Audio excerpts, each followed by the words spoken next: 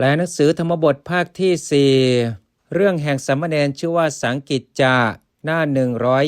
124ตั้งแต่กิจจปริโยสาเนโจราเชษฐโกอัสสิงอุปาเหตวาสามเณรังอุปสังกมิเป็นต้นไปกิจจปริโยสาเนในการเป็นที่สุดลงรอบแห่งกิจโจราเชษฐกรว่าโจรผู้เจริญที่สุดอุปาเหตวาเงื้อขึ้นแล้วอสิงซึ่งดาบอุปสังกมิเข้าไปหาแล้วสามเณรังซึ่งสามเณรสามเณรว่าสามเณรนิสีธมาโนเมื่อนั่งสมาปชิตวานิสีทินั่งเข้าแล้วชานางซึ่งฌานวะเทียวโจรเชษฐกรว่าโจรผู้เจริญที่สุดอสิงยังดาบปริวัตเตตวาให้เป็นไปรอบแล้วปาเตสิให้ตกไปแล้วขันเทที่คอสามเณรรัสสะของสามเณรอสิอันว่าดาบนมิตวาพับแล้วปหาริกระทบแล้วทารังซึ่งคมทารายะด้วยคมโสโจรเชษฐกรว่าโจรผู้เจริญที่สุดนั้นมัญญมาโนสำคัญอยู่อิติว่าอาหารอันว่าเราปหาริงประหารแล้วสัมมาโดยชอบน่าหาไม่ได้อิติดังนี้กัตวากระทำแล้วตังอสิงซึ่งดาบนั้นอุชุงให้ตรงปหาริประหารแล้วปุณะอีกอสิอันว่าดาบเวทยมาโนม้วนอยู่ตาลปัตตังวิยะราวกะว่าใบแห่งตาลอคมาสิได้ไปแล้วทารุมูลังสู่โคนแห่งด้ามฮิจริงอยู่โกจิอันว่าใครอวัทรันโตปิแม้ทับอยู่สามเณรังซึ่งสามเณรสิเนรุนาด้วยภูเขาชื่อว่าสิเนรุกาเลในการตัสมิงนั้นสมัทโธนามะชื่อผู้สามารถสามเณรังมาเรตุงขีดตุงเพื่ออันสามเณรังยังสามเณรมาเรขีดให้ตายสามเณรังมาเรตุงเพื่อนยังสามเณรให้ตายนัตถิย่อมไม่มีโกจิอันว่าใครสมัทโธผู้สามารถสามเณรังมาเรตุงขีดตุงเพื่ออันสามเณรังยังสามเณรมาเรขีดให้ตาย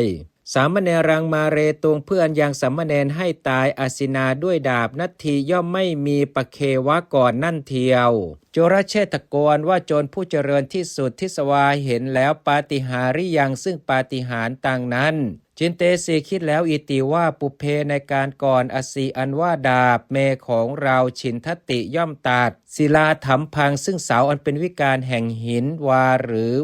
อว่าคทิรขานงซึ่งตอแห่งไม้ตะเคียนวิยะอันราวกะว่ากะลีรังหยวกกล้วยอิธานิในการนี้อสีอันว่าดาบนมิโตพับแล้วเอกวารังสิ้นวาระหนึ่งวิยะเป็นราวกะว่าตาลปตะเวทโกใบแห่งตาลอันม้วนเอกวารังสิ้นวาระหนึ่งชาโตเกิดแล้วอสีอันว่าดาบอายังนามะชื่อนี้อเจตโนเป็นของมีเจตนาหาไม่ได้หุตวาปิแม้เป็นชานาติย่อมรู้คุณางซึ่งคุณอิมัสสะสามเณรสะของสามเณรนี้อาหารอันว่าเราสเจตโนเป็นผู้เป็นไปกับด้วยเจตนาหุตวาเป็นนาชานามิย่อมไม่รู้อิติดังนี้โสโจรเชษฐกรว่าโจรผู้เจริญที่สุดนั้นคิปิตวาโยนไปแล้วอสิงซึ่งดาบภูมิยังบนพื้นดินนิปชิตวาหมอบลงแล้วอุเรนะด้วยอกปาทัมมูเลนะที่ใกล้แห่งเท้าตัสสะสามเณรรัสสะของสามเณรนั้นปุจฉันโตถามอยู่อิติว่าพันเตข้าแต่ท่านผู้เจริญมะยังอันว่าข้าพเจ้าทั้งหลายปวิถาเป็นผู้เข้าไปแล้วอัตวิยังในดงอิทะนี้ธนาการณาเพราะเหตุแห่งทรัพย์อัมหาย่อมเป็นปุริสาอันว่าบุรุษทั้งหลายสหัสสามตตาปิแม้มีพันเป็นประมาณทิสวาเห็นแล้วอัมเหซึ่งข้าพเจ้าทั้งหลายทูระโตแต่ที่ไกลวะเทียวปเวเทนติย่อมสันเตปุริสานว่าบุรุษทั้งหลายเหล่านั้นนัสโกนติย่อมไม่อาจกะเถตุงเพื่ออันกล่าวกถาซึ่งวาจาเป็นเครื่องกล่าวทั้งหลายทเวสองติดโสสามปนะแต่ว่าการนังอันว่าเหตุจิตุตราสมัตตังปิแม้สักว่าความสะดุ้งแห่งจิตนัตถิย่อมไม่มีแต่ว่าแก่ท่านมุขขังอันว่าหน้าเตของท่านวิโรจติย่อมรุ่งเรืองยิ่งวิยะราวกะสุวรรณังอันว่าทองอุกามุขเขที่ปากแห่งเบ้าจะด้วยวิยะราวกะสุปุพิตากันนิการังอันว่าดอกกันนิกาอันบานดีแล้วจะด้วยการนังอันว่าเหตุกิงอะไรนุโขหนอแลหูติย่อมมีอิติดังนี้อาหากล่าวแล้วคาถังซึ่งคาถาอีมังนี้อิติว่า ตาโสอันว่าความสะดุ้งนัตถิย่อมไม่มีเตแก่ท่านพยังอันว่าความกลัวอธิมีอยู่เตแก่ท่านน่าหามิได้วันโนอันว่าวันนะเตของท่านปสิทติย่อมผ่องใสพินโยยิ่งตวังอันว่าท่านณปริเวเทเสสิไม่คร่ำครวญแล้วมหัพพเยในเพราะภัยใหญ่เอวรูเปอันมีอย่างนี้เป็นรูปกัสมาเพราะเหตุไรอิติดังนี้สามเณรโรอันว่าสามเณรวุฒายะออกแล้วชานาจากฌานเทเสนโตเมื่อแสดงธรรมังซึ่งธรรมตัสสะโจรสะแก่โจรนั้นวัตวากล่าวแล้วอิติว่าขามณิดูก่อนนายบ้านอาวุโสผู้มีอายุอัตภาโวนามะชื่ออันว่าอัตภาพขีณาสวัสสะของพระขีณาสพปุคเลนะสีเสธปิตะพาโรวิยะวิยะเป็นราวกะว่าขีดพาโรภาระปุคเลนะอันบุคคลทปิตะตั้งไว้แล้วสีเสบนศีรษะปุคเลนะสีเสทปิตาพาโรวิยะเป็นราวกล่าวว่าภาระอันบุคคลตั้งไว้แล้วบนศีรษะโหติย่อมเป็นโสขีนาสโวอันว่าพระขีณาสพนั้นอัตภาเวครั้นเมื่ออัตภาพตัสมิงนั้นพิชันเตแตกไปอยู่ตุสติย่อมยินดีเอวะนั่นเทียวนับพายติย่อมไม่กลัวอิติดังนี้อภาสิได้กล่าวแล้วคาถาซึ่งคาถาทั้งหลายอิมาเหล่านี้อิติว่าขามณิดูก่อนนายบ้านทุกขังอันว่าทุกเจตสิกังอันเป็นไปในจิตนัตถิย่อมไม่มีขีณาสวัสสะแก่พระขีณาสพอนัปเปกขัสสะผู้ไม่มีความห่วงใยขีณาสโวอันว่าพระขีณาสพอิสิผู้แสวงหาซึ่งคุณขีณาสังโยชโนผู้มีสังโยชน์อันสิ้นแล้วอติกันโตก้าวล่วงแล้วพยังซึ่งความกลัวสัพพังทั้งปวงภวเนติอันว่าตัณหาเป็นเครื่องนำไปสู่ภพอัสสะขีณาสวัสสะของพระขีณาสพนั้นขีณาสิ้นไปแล้วธรรมาอันว่าธรรมทั้งหลายเตนะขีณาสเวนะอันพระขีณาสพนั้นทิฏฐาเห็นแล้วยถาฉันใดตถาฉันนั้นมรณังอันว่าความตายตัสสะขีณาสวัสสะของพระขีณาสพนั้นนิพพยังเป็นคุณชาติมีความกลัวออกแล้วโหติย่อมเป็นยถาราวกะภาระโวโรปนังอันว่าการปลงลงซึ่งภาระอิติดังนี้โสโจรเชษฐโกอันว่าโจรผู้เจริญที่สุดนั้นสุตวาฟังแล้วกระถังซึ่งวาจาเป็นเครื่องกล่าวตัสสะสามเณรสะของสามเณรนั้นโอโลเกตวาแลดูแล้วโจรสตานี้ซึ่งร้อยแห่งโจรทั้งหลายปัญจห้า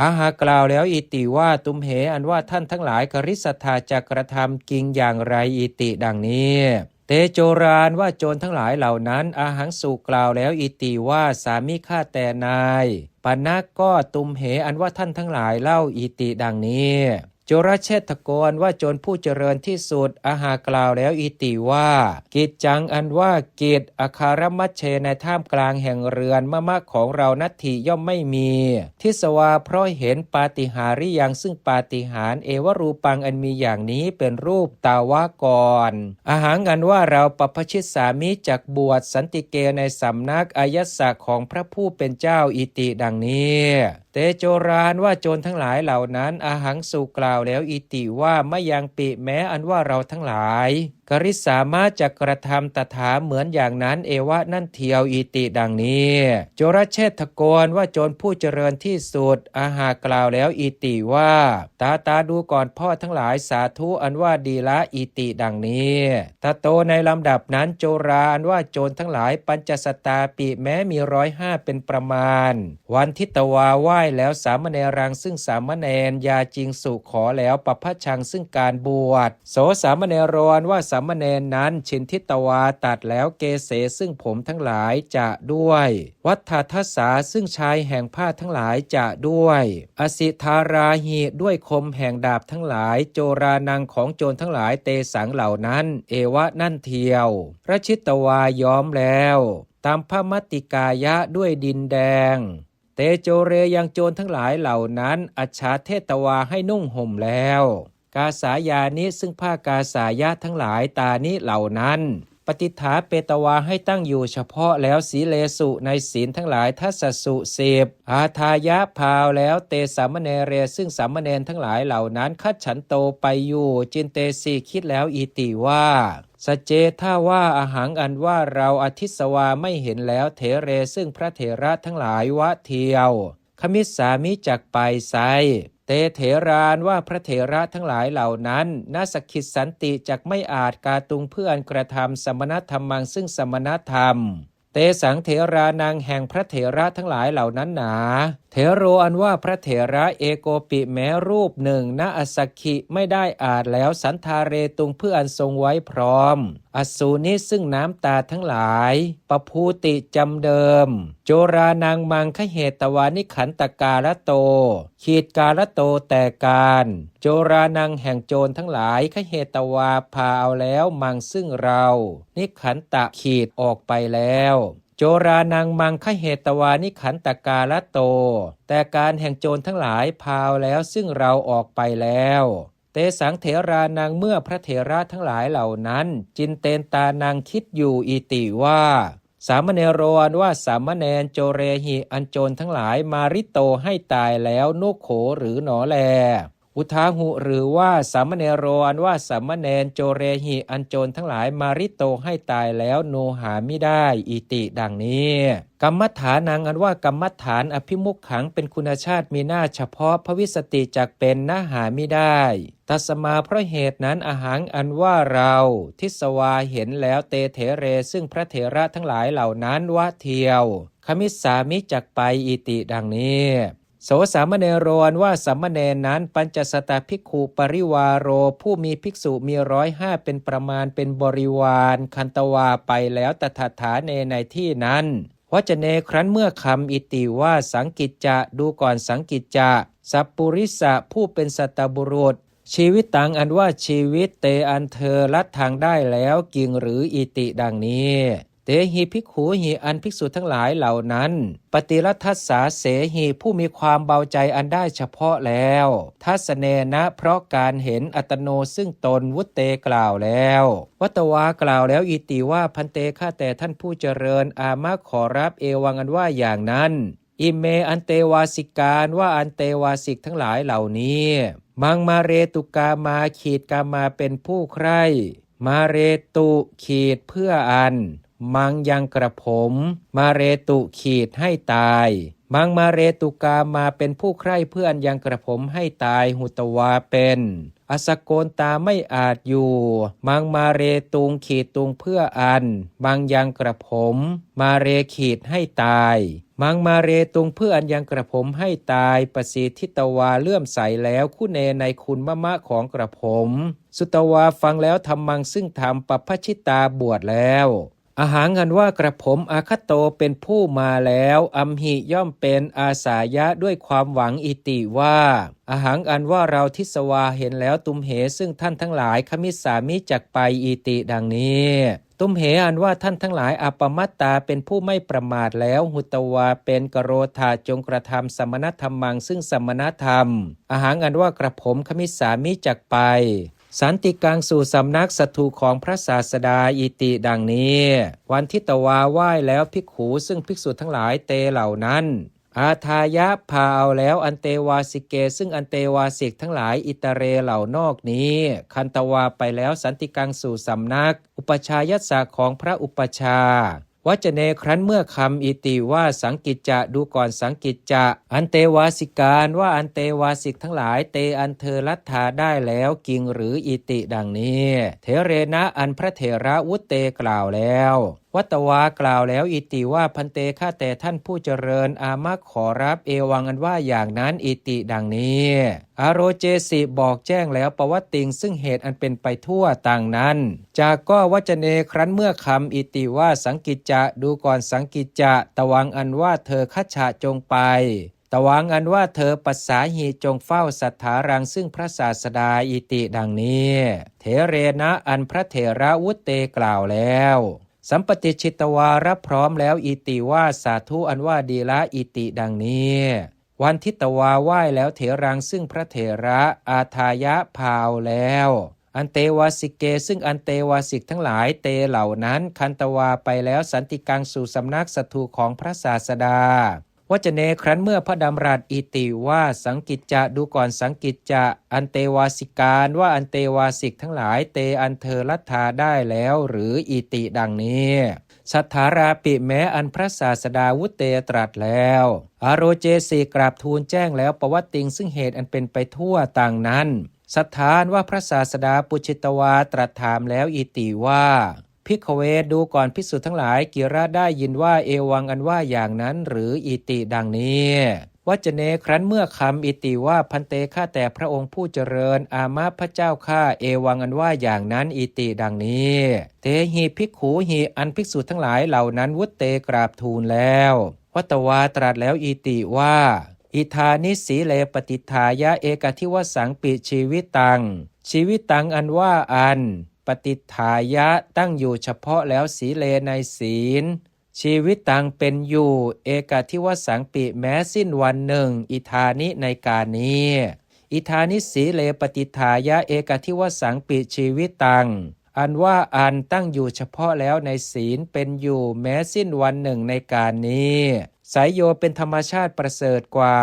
ตุมหากังโจรกรรมังกัตตวาทุสีเลปฏิทายะวสัสสตังชีวิตโต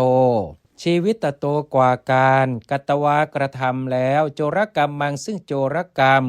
ปฏิทายะตั้งอยู่เฉพาะแล้วทุสีเลในศีลอันโทษประทุษร้ายแล้วชีวิตโตเป็นอยู่วสัสสตังสิ้นร้อยแห่งปีตุมหากังแห่งเธอทั้งหลายตุมหากังโจรกรรมังกัตตวาทุสีเลปฏิทายะวสัสสตังชีวิตโตกว่าการกระทำแล้วซึ่งโจรกรรมตั้งอยู่เฉพาะแล้วในศีลอันโทษประทุษร้ายแล้วเป็นอยู่สิ้นร้อยแห่งปีแห่งเธอทั้งหลายโหติย่อมเป็นอิติดังนี้อนุสนทิงคเตตวาธรรมังเทเสนโตเมื่อทรงสืบต่อซึ่งอนุสนธิแสดงซึ่งธรรมอาหาตรัสแล้วคาถังซึ่งพระคาถาอิมังนี้อิติว่าจากก็โยปุคโลอันว่าบุคคลใดทุศีโลเป็นผู้มีศีลอันโทษประทุษร้ายแล้วอสมาหิโตเป็นผู้ไม่ตั้งมั่นดีแล้วหุตวาเป็นชีเวพึงเป็นอยู่วัสสตังสิ้นร้อยแห่งปีชีวิตตังอันว่าความเป็นอยู่เอกาหังสิ้นวันหนึ่งปุคลัสสะแห่งบุคคลศีลวันตัสสะผู้มีศีลชายิโนผู้เพ่งโดยปกติสายโยเป็นธรรมชาติประเสริฐกว่าตโตตัสสะปุคลัสสะวสัสสตังชีวิตโตชีวิตโตกว่าความเป็นอยู่วสัสสตังสิ้นร้อยแห่งปีตัสสะปุคลัสสะแห่งบุคคลนั้นตโตนั้นตโตตัสสะปุคลัสสะวสัสสตังชีวิตโตกว่าความเป็นอยู่สิ้นร้อยแห่งปีแห่งบุคคลนั้นโหติย่อมเป็นอิติดังนี้อโทนว่าอัดอิติว่านิสีโลเป็นผู้มีศีลออกแล้วอิติดังนี้ตถาปเทสุในบททั้งหลายเหล่านั้นหนาปทัสสะแห่งบทอิติว่าทุสีโลอิติดังนี้อโทนว่าอัดอิติว่าชีวิตตังอันว่าความเป็นอยู่เอกทิวสังปิแม้สิ้นวันหนึ่งเอกทิวสังปิคือว่าเอกมุหุตังปิเอกมุหุตังปิแม้สิ้นการครู่หนึ่งปุคลัสสะแห่งบุคคลศีลวันตัสสะผู้มีศีลชายิโนผู้เพ่งชาเนหิด้วยฌานทั้งหลายทวีหิสองสายโยเป็นธรรมชาติประเสริฐกว่า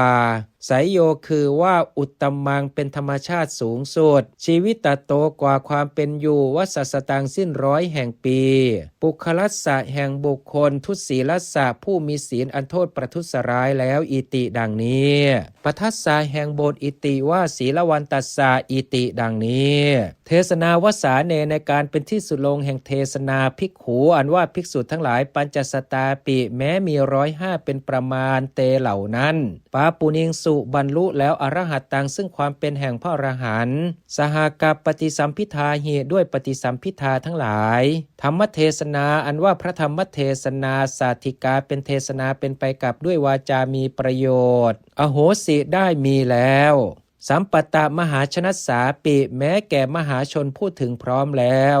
สมเยนะโดยสมัยอปเรณะอื่นอีกสังกิจโจอันว่าสามเณรชื่อว่าสังกิจจะและพิตวาได้แล้วอุปสัมปทังซึ่งอุปสมบททัสสวัสโสเป็นผู้มีการฝน10หุตวาเป็นคันหิรับแล้วสามเณรังซึ่งสามเณรปณะก็โสสามเณโรอันว่าสามเณรนั้นอธิมุตตกะสามเณโรนามะเป็นผู้ชื่อว่าอธิมุตตกะสามเณร ภาคินายโยผู้เป็นหลานตัสสะเทระสะของพระเถระนั้นเอวะนั่นเทียวโหติย่อมเป็นอัฏฐาครั้งนั้นเถโรอันว่าพระเถระอามันเตตวาเรียกมาแล้วนางสามเณรังซึ่งสามเณรนั้นตัสสะสามเณรัสสะปริปุณณวสกาเลขีดกาเลในการตัสสะสามเณรัสสะแห่งสามเณรนั้นปริปุณณวสขีดมีการฝนเต็มรอบแล้วตัสสะสามเณรัสสะปริปุณณวสกาเลในการแห่งสามเณรนั้นมีการฝนเต็มรอบแล้วอุโยเชสิส่งไปแล้ววจเนนะด้วยคำอิติว่า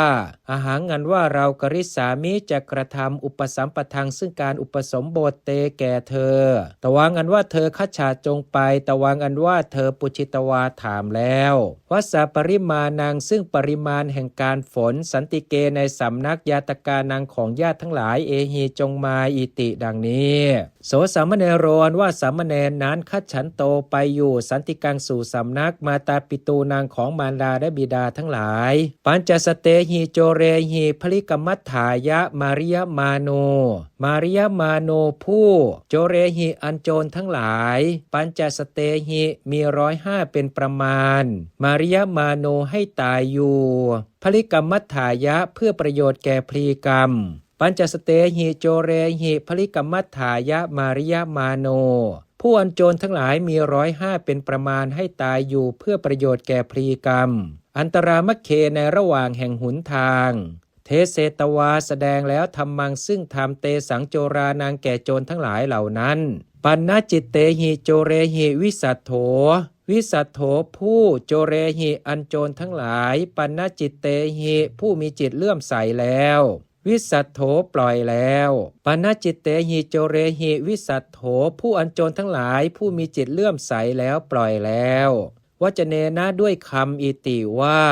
อิมัสสมิงฐาเนอัมหากังอธิภาโวขีดภาโวอันว่าความที่อัมหากังแห่งเราทั้งหลายอธิขีดมีอยู่อิมัสสมิงฐาเนในที่นี้อิมัสสมิงฐาเนอัมหากังอธิภาโวอันว่าความที่แห่งเราทั้งหลายมีอยู่ในที่นี้เตอันท่านนะอาโรเจตโพไม่พึงบอกกัสจิปิแก่ใครๆอิติดังนี้ทิสวาเห็นแล้วมาตาปิตโรซึ่งมารดาและบิดาทั้งหลายอาคัจฉันเตผู้มาอยู่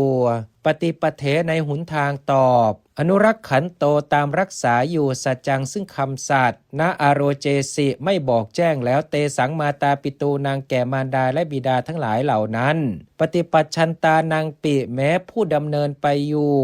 มักคังสู่หนทางตังนั้นเอวะนั่นเทียวเตสังมาตาปิตูนางเมื่อมารดาและบิดาทั้งหลายเหล่านั้นโจเรหิวิเหติยมานังผู้โจเรหิอันโจรทั้งหลายวิเหติยมานังเบียดเบียนอยู่โจเรหิวิเหติยมานังผู้อันโจรทั้งหลายเบียดเบียนอยู่วัตวากล่าวแล้วอิติว่าตวังปิแม้อันว่าท่านมันเยเห็นจะหุตวาเป็นเอกโตโดยความเป็นอันเดียวกันสัตทิงกับโจเรหิด้วยโจรทั้งหลายณอาโรเจสิไม่บอกแจ้งแล้วอัมหากังแก่เราทั้งหลายอิติดังนี้ปริเทวันตานางคร่ำครวญอยู่เตโจรานว่าโจรทั้งหลายเหล่านั้นสุตวาฟังแล้วสัตทางซึ่งเสียงยตวารู้แล้วอัตโนสามเณเรนะมาตาปิตูนางอนาโรจิตะภาวังขีดภาวังซึ่งความที่อัตโนแห่งตนอนาโรจิตะขีดเป็นผู้สามเณเรนะอันสามเณรอนาโรจิตาขีดไม่บอกแล้วมาตาปิตูนางปิแม้แก่มารดาและบิดาทั้งหลายอัตโนสามเณเรนะมาตาปิตูนางปิอนาโรจิตาภาวังซึ่งความที่แห่งตนเป็นผู้อันสามเณรไม่บอกแล้วแม้แก่มารดาและบิดาทั้งหลายปสันนจิตตาผู้มีจิตเลื่อมใสแล้วยาจิงสุขอแล้วปัพพชังซึ่งการบวชอธิมุตตกะสามเณโรอันว่าสามเณรชื่อว่าอธิมุตตกะโสปิแม้นั้นเตโจเรยังโจรทั้งหลายเหล่านั้นสัพเพทั้งปวงปภาเชตวาให้บวชแล้ววิยราวกะสังกิจจะสามเณโรอันว่าสามเณรชื่อว่าสังกิจจะอาเนตวานำมาแล้วสันติกังสู่สำนักอุปชายสะของพระอุปชาเตนะอุปชาเยนะสัตถุสันติกังเปสิโตผู้เตนะอุปชาเยนะอันพระอุปชานั้นเปสิโตส่งไปแล้วสันติกังสู่สำนักสัตถุของพระศาสดาเ เตนะอุปชาเยนะสัตถุสันติกังเปสิโตผู้อันพระอุปชานั้นส่งไปแล้วสู่สำนักของพระศาสดาอาทายะพาเอาแล้วเตสามเณเรซึ่งสามเณรทั้งหลายเหล่านั้นขันตวาไปแล้วอาโรเจสีกราบทูลแจ้งแล้วปวัตติงซึ่งเรื่องอันเป็นไปทั่วต่างนั้นสัตถุแก่พระศาสดาสถานว่าพระศาสดาปุจิตวาตรัสถามแล้วอิติว่าภิกขเวดูก่อนภิกษุทั้งหลายกิระได้ยินว่าเอวังอันว่าอย่างนั้นหรืออิติดังนี้ว่าจะเนครั้นเมื่อคำอิติว่าพันเตข้าแต่พระองค์ผู้เจริญอามาพระเจ้าข้าเอวังอันว่าอย่างนั้นอิติดังนี้เตหิภิกขุหิอันภิกษุทั้งหลายเหล่านั้นวุตเตกราบทูลแล้วอนุสนทิงคเตตวาธรรมังเทเสนโตเมื่อทรงสืบต่อซึ่งอนุสนธิแสดงซึ่งธรรมปุริมาณเยนะโดยในอันมีในก่อนเอวะนั่นเทียวอาหาตรัสแล้วคาถังซึ่งพระคาถาอิมังนี้เอวะนั่นเทียวอิติว่าจากก็โยปุคโลอันว่าบุคคลใดทุศีโลเป็นผู้มีศีลอันโทษประทุษร้ายแล้วอสมาหิโตเป็นผู้ไม่ตั้งมั่นดีแล้วหุตวาเป็นชีเวพึงเป็นอยู่วัสสตังสิ้นร้อยแห่งปีชีวิตตังอันว่าความเป็นอยู่เอกาหังสิ้นวันหนึ่งปุคลัสสะแห่งบุคคลศีลวันตัสสะผู้มีศีลชายิโนผู้เพ่งโดยปกติไสยโยเป็นธรรมชาติประเสริฐกว่าตโตตัสสะปุคลัสสะวัสสตังชีวิตตโตชีวิตตโตกว่าความเป็นอยู่วัสสตังสิ้นร้อยแห่งปีตัสสะปุคลัสสะแห่งบุคคลนั้นตโตนั้นตโตตัสสะปุคลัสสะวัสสตังชีวิตตโตกว่าความเป็นอยู่สิ้นร้อยแห่งปีแห่งบุคคลนั้นโหติย่อมเป็นอิติดังนี้อธิมุตตกะสามเณรวัตถุนามะชื่ออันว่าเรื่องแห่งสามเณรชื่อว่าอธิมุตตกะอิทังปิแม้นี้มายาอันข้าพเจ้าวุตตังกล่าวแล้วคาถายะด้วยคาถาอิมิสสานี้เอวะนั่นเทียวอิติดังนี้แลสังกิจจาสามเณรวัตถุอันว่าเรื่องแห่งสามเณรชื่อว่าสังกิจจานิทธิตังจบแล้ว